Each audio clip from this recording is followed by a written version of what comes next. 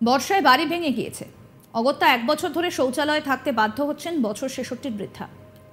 সরকার থেকে তৈরি করে দেওয়া হয়েছিল শৌচালয়, আর সেই শৌচালয়ই অসময়ে কাজে লাগলো পুরুলিয়ার 1 নম্বর ব্লকের সুন্দ্রাডি গ্রামের বৃদ্ধা মিথিলা মাহাতোর।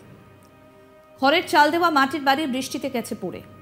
তারপর সেই অসহায় বৃদ্ধার ঠাঁই হয়েছে সেই শৌচালয়ে।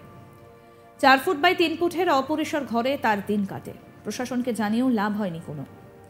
একটা প্লাস্টিক দিয়ে দায় সেরেছে পঞ্চায়েত। অসহায় সেই বৃদ্ধার দিন গুজরান দেখে তাজ্জব বনে যেতে হয়। পুরুলিয়া 1 নম্বর ব্লকের ডুরকু গ্রাম পঞ্চায়েতের সুন্দ্রাডি গ্রামের বাসিন্দা মিথিলা মাহাতো। ৬৬ বছরের সেই বৃদ্ধা বাড়িতে একাই থাকেন। 2 মেয়ের বিয়ে হয়ে গেছে আগেই, স্বামীও মারা গেছেন বেশ কয়েক বছর আগে।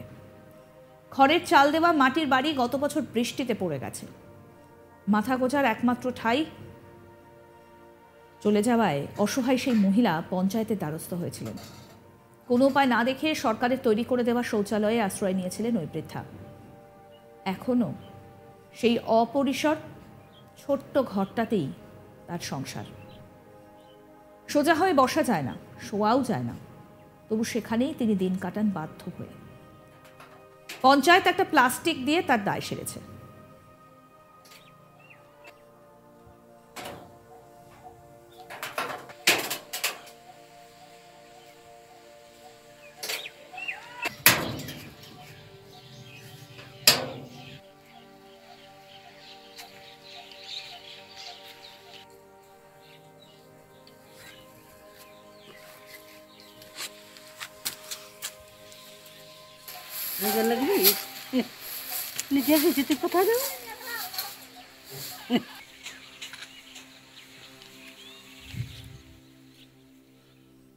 শোনাই ওই বৃদ্ধা মিথিলা মাহাতো কি বলছেন, শুনবো। ভেঙেছিল আপনার ঘরটা? আশ্বিন মাস দিকে। হ্যাঁ, তারপরে এইখানে রোজরা করতে, এইখানে ঘুমাতে। এটা কি বাথরুম? বাথরুম দিয়ে দেবেন নয়টি রাঁধে কাছে, আর সকল ভরা আছে। তো পঞ্চায়েতে জানিয়েছিলেন? জানিয়েছিল, গেলছিল তো। তারপরে কি দিয়েছে? ওই প্লাস্টিকটা আর কি দিবে। তো ওইখানে কি করেন? প্লাস্টিকের নিচে কি করেন? ওই রাঁধে নামাই ইহা করতে, রাখতে, আর এদিকে এসে ঘুমাতে। এইভাবে থাকতে কষ্ট হয় না? কষ্ট হলেই কি করবে। ভোট দেন? হ্যাঁ, ভোট দিয়ে। এবার যাবেন ভোট দিতে? হ্যাঁ, যাবো তাই। ভোট কেন দেন? মানে ভোট কেন দেন? ভোট কেন দেন আমি বুঝতে পারছি। মানে এটা তো আপনার প্রাপ্য, একটা ঘর পাওয়া। হ্যাঁ, তা সেটা তো পাননি। না। প্রতিবেশীরা সহানুভূতিশীল সেই অসহায় বৃদ্ধার প্রতি। গ্রামের পুরুষ থেকে মহিলা সকলেরই বক্তব্য, একটা মাথা গোছার আশ্রয় দরকার ছিল ওই মহিলার।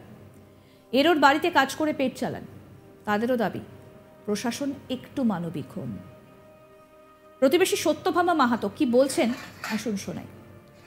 তো মিথিলা মাহাতো থাকে, এটা দেখে আপনাদের কষ্ট হয় না? কষ্ট হয় না, আপনারা কি চাইছেন? ঘর পালে না, একটা ঘর দেওয়া তো দরকার। কেন? হ্যাঁ, কেন কেন মানুষটা কত কষ্ট হয় বাইরে, বর্ষা শীতে।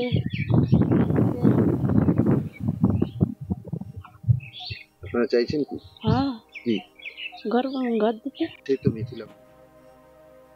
মিথিলা মাহাতোর বাড়ি থেকে মাত্র 500 মিটার দূরে ডুরকু গ্রাম পঞ্চায়েত। সেই পঞ্চায়েতে তৃণমূলের প্রধান জানেনই না তার এলাকার এক মহিলা শৌচালয়ে বসবাস করেন।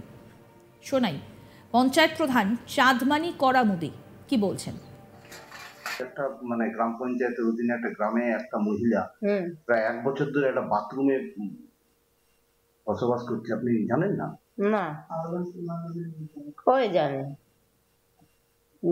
কিন্তু তার যে অভিযোগ, সে বাথরুম আপনার এখানে এসে জমা করে গেছে, মানে আবেদন করেছে বাংলা জন্য ঘর ভেঙে গেছে।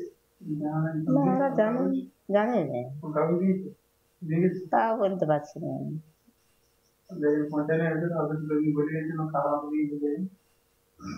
আমি তো সেই সব দিনে এদিকে ওদিকে মেটেন, তো সবদিন তো আর পঞ্চায়েতে থাকা যায় না। এদিকে ওদিকে যাই, হয়তো যদি কারো হাতে দিয়ে গেছে সেটা বলতে পারছি না। কিন্তু এই ঘটনা আপনি জানেন না? না,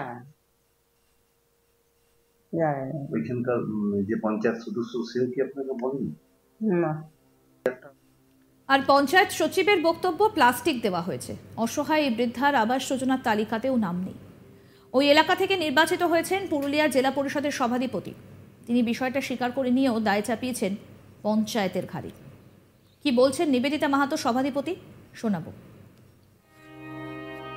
হ্যাঁ, বিষয়টা আমার জানা আছে কিছুটা হলো। কিছুদিন আগেই আমি খবরটা পেয়েছিলাম। পেয়ে নিয়ে আমি ইমিডিয়েট একটা তিরপালের ব্যবস্থার জন্য আমি ওখানে যে আমাদের পঞ্চায়েত আছে ওখানে আমি বলেও দিয়েছিলাম, ওরা হয়তো দিয়েওছে। কিন্তু দেখুন, বাড়ি করার এই মুহূর্তে তো কোনো উপায় নেই। কারণ সত্যিকারের যে আমরা যদি ইচ্ছা করি এখন বাড়ি কাউকে করে দেবো, এটা তো সম্ভব নয়। যতক্ষণ না তালিকায় থাকে, তারপরে আবার কেন্দ্র সরকার যেটা বন্ধ করে রেখেছে আবাস যোজনা, সেটা তো আমাদের কিছু করার নেই, আমাদের হাতে তো নেই। এরপরে যেটা হচ্ছে যে বিষয়টা সত্যিই পঞ্চায়েত লেভেল থেকে একটু খোঁজ নিয়ে বা ওনারাকে দেখাশোনা করার প্রয়োজন ছিল। কোথায় ফাঁক আছে আমি দেখছি, যদি কিছু করা যায় অবশ্যই আমি সাথে আছি। বিজেপির জেলা সভাপতির দাবি, এভাবেই গরিব মানুষদের বঞ্চিত করা হয়েছে। কেন্দ্রীয় সরকারের টাকায় আবাস যোজনার ঘর যারা পেয়েছে তারা শাসক দলেরই ঘনিষ্ঠ লোকজন। আবাস যোজনাতে রয়েছে কোটি কোটি টাকা দুর্নীতি, আর সেই টাকা দিয়ে দলের নেতাদের অট্টালিকা বাড়ি হচ্ছে। সভাপতি বিবেক রাঙা কি বলছেন, বিবেক বাবু শোনাই। রাজ্য সরকারের যে খোখলা দাবি, উন্নয়নের দাবি, তার ক্লিয়ার কাট একটি উদাহরণ আমরা এখানে দেখতে পাচ্ছি। নেতাদের যেখানে বাথরুম একটি বাড়ির সমান, সেখানে বাড়িতে না থেকে বাথরুমে থাকতে বাধ্য হয়েছে একটি বৃদ্ধ মহিলা। এটাই বাস্তব চিত্র রয়েছে গরিব মানুষদের পশ্চিমবাংলায়। সেন্টার থেকে পয়সা দিলে মাঝে কাটমানি এবং লুটমানি হিসেবে নেতাদের মধ্যে বন্টন হয়ে যায়, আর সে পয়সা দিয়ে নেতারা বড় বড় অট্টালিকা তৈরি করছে, বড় বড় গাড়ি কিনছে, নিজের কোথায় কোথায় সম্পত্তি বানাচ্ছে। কিন্তু বাস্তব যাদের জন্য টাকা দেওয়া হচ্ছে তারা এইভাবে বঞ্চিত হচ্ছে। দুঃখের বিষয় আছে, যেখানে বিভিন্ন ব্যবস্থা কেন্দ্র সরকার থেকে করা হয়েছে, তা সত্ত্বেও শুধুমাত্র রাজ্যের নেতা এবং রাজ্য সরকারের যে আমলা এবং রাজ্য সরকারের দুর্নীতিগ্রস্ত সিদ্ধান্ত এবং নীতি আদর্শ, তার কারণে এই ধরনের মহিলাকে এইভাবে যে আছে ভোগান্তি ভুগতে হয়। 1 বছর ধরে বাথরুমে থাকতে হচ্ছে ঘর বানিয়ে, বাথরুমকে ঘর হিসেবে বানিয়ে থাকতে হচ্ছে। আর যেখানে যে আছে বিডিও রয়েছে, জেলা পরিষদ রয়েছে, পঞ্চায়েত রয়েছে, কারোর যে আছে দরকার পড়েনি একটু বৃদ্ধ মহিলার যে আছে একটা কোনো সহযোগিতা করে দেওয়া। শুধুমাত্র মেম্বারের মাধ্যমে একটি ত্রিপাল পেয়েছে এবং সেই ত্রিপাল পেয়ে। আরও আপডেট পেতে দেখতে থাকুন আজ তাক বাংলার ইউটিউব চ্যানেল, সাবস্ক্রাইব করুন।